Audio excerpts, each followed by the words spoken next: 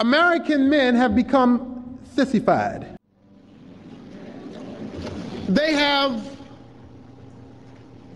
been lied to, been misled, and in the name of other definitions of manhood, are leading a route to devastate our culture and in most particular our community. Women now run most of the show.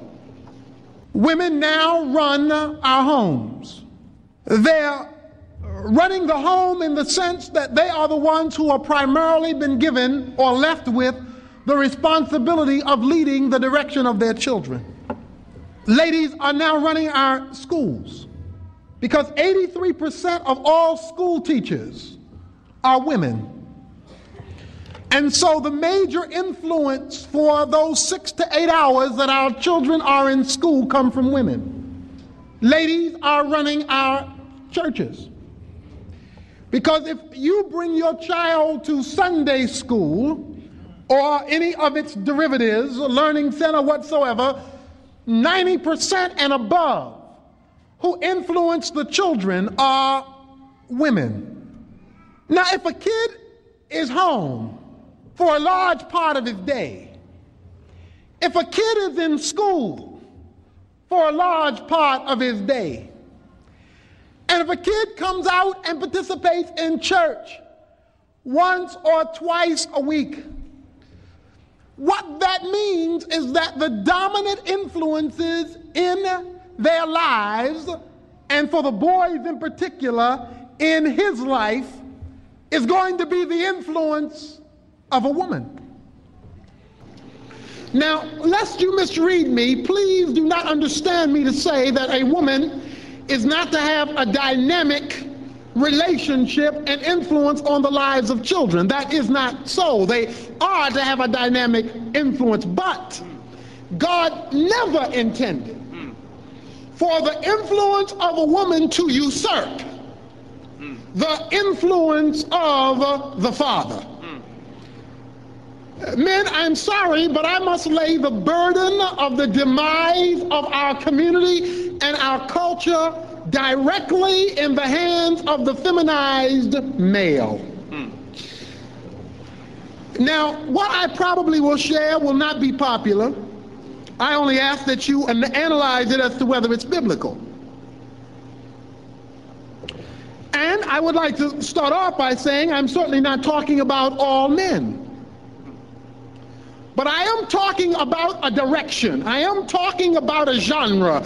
I am talking about a modus operandi. I am talking about a philosophical bent that is taking place that is causing the leadership structure that God intended to deteriorate so violently that women are being given roles to take that God never intended them to take, but because they have to be taken by someone, they are taking them only to find out that their circuits are overloading in the process. A lot has been said in recent years about the liberation of women. But what really needs to be talked about is the liberation of men. You see, women only want to be liberated from bad male leadership. You see, what women have calculated is this. If this is the best deal I can get, following a man, I can create a better deal out there on my own. So liberate me.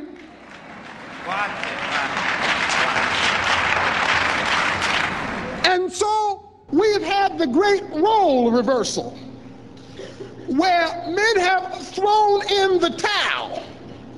Women have picked up the towel.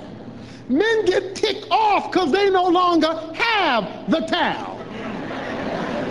And then they want to demand the towel be given back. And when you let a woman through the door, she does not back up quickly nor easily.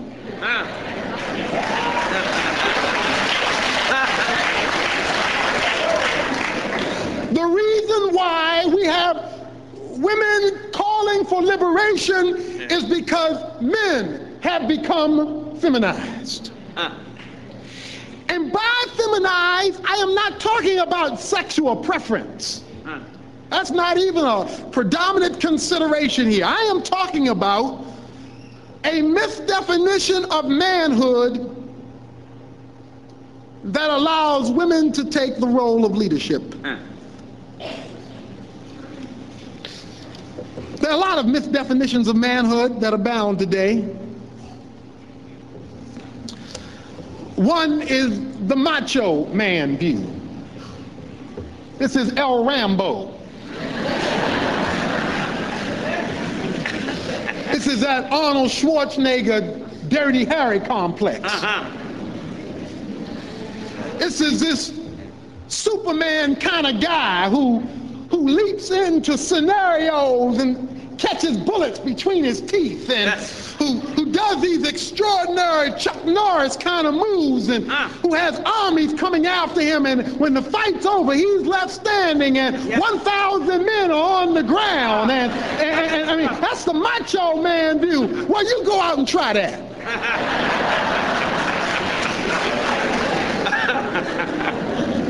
There's not a man alive who can do that stuff, but Hollywood has given us the impression that to be Rambo is to be bad. And so you've got these young kids out here, 75% of all juveniles are boys. You've got these young boys out here who now think they Rambo, act like Rambo, walk around with Uzis, walk around with guns, carry them to school. Nobody can control them because the dominant influence in their life wasn't their dad, it was the new movie flick in town. But they also have another characteristic of Rambo. He's insensitive. See, the thing about the Rambo, the macho complex is insensitivity. He will blow you away as quick as look at you.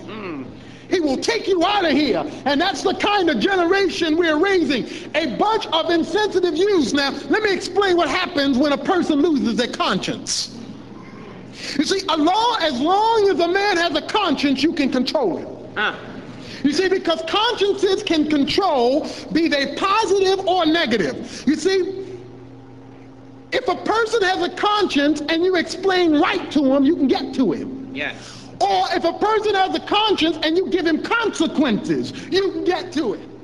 But if a person doesn't have a conscience and therefore is not sensitive to right and does not fear wrong, you are in trouble. Yes. Yes. And we are raising a generation of kids who do not care. They do not care about mother, father. They do not care about the police department. They do not care about prison. In fact, we are raising a group of kids today who have decided prison isn't a bad deal. Now let me explain why prison isn't a bad deal. Prison isn't a bad deal because in prison you're guaranteed 3 meals a day. Prison isn't a bad deal because in prison medical attention is paid for by the state. In prison you get a warm bed to sleep on. In prison your commode is indoors. In prison you get the opportunity to hang out with the boys. Prison is often a better deal. And so they don't care. And they don't care because nobody knows where dad is. Nobody knows where dad is. Now, I know all the excuses we talk about, and if you saw the Ted Koppel special, you know, they talked about racism. And yeah, I agree, there's plenty of racism. And they talked about economic justice. Yeah, and that's bad. Bad system of justice operating in this country, really bad. And they talked about this and they talked about that, but nobody talked about the problem. What they talked about was symptoms. And that's why there is no government expenditure in the world that can solve this problem. I mean, the government couldn't put $100 trillion in this problem and solve it, because what they don't understand is that without a moral frame of reference, there is no program that can solve anything. And that's why there's no government federal, state, or city or municipal program you can come up with. And that's what the folks downtown don't understand. If dad doesn't come home, baby is in trouble. There is nowhere. If dad doesn't come home, baby is in trouble. And that's got nothing to do with racism. Now, let me tell you what I'm saying. I know I wouldn't be popular for saying this, but I'm not supposed to be popular. I'm supposed to be right. Now, I'd like to submit the problem is not racism. It is a problem, but the problem is not racism. The reason why the problem is not racism is that racism has always been here. Racism is not a good enough excuse. Racism doesn't get folk pregnant either. You don't get pregnant by racism. Somebody said sex has something to do with that. That is a sissified way of looking at things. Blame somebody else. There's another reason why you can't make the problem economics and all of that, although they're legitimate problems, and that is this. Suppose there are political conservative administrations from here till 2020. Then are you telling me we can't get this thing together because our party may not be voted in? That's hogwash. We won't even be around in 2020 with that kind of thinking. We have got to get some men with guts. Some men who have got the stamina, who have got the ability to stand up and take the leadership back. That's what we need. And so we've got this messed up view of man. The stud view, and it's being perpetrated on our young people all the time. And you, Dad, are supposed to be around long enough to shut the TV off.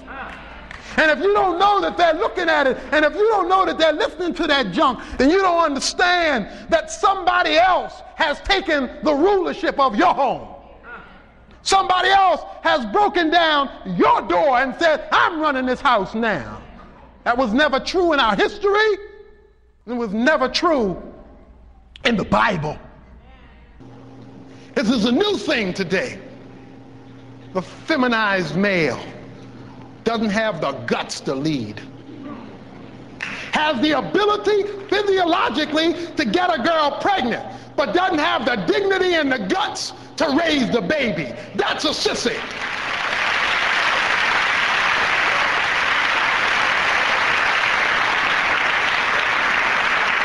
That's a feminized mindset. My dog can do what most guys do. And that's what a lot of guys are. They are dogs.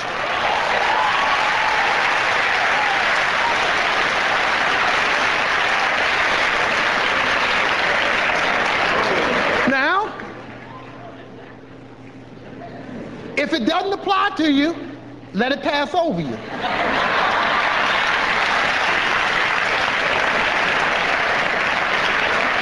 If it doesn't apply, just skip it. If you're getting ticked off now, it's probably because it applies.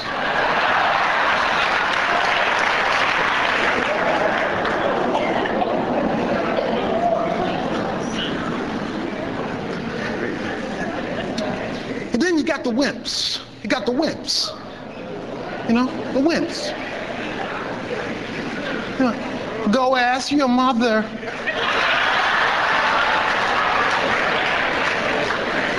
It's a wimp. Too scared to make a decision, too scared to say this is how it's going to be, period. We're raising a generation of passive men. A generation of men who are going to raise boys in particular to be criminals, effeminate, to raise boys in particular who will beat their wives because that's the only way they can get control, because they don't know how to win control through love, so they have to win control through violence. And so that's what we're going to do. And unless we take up the role and we take back the leadership, our culture is lost. We are the last generation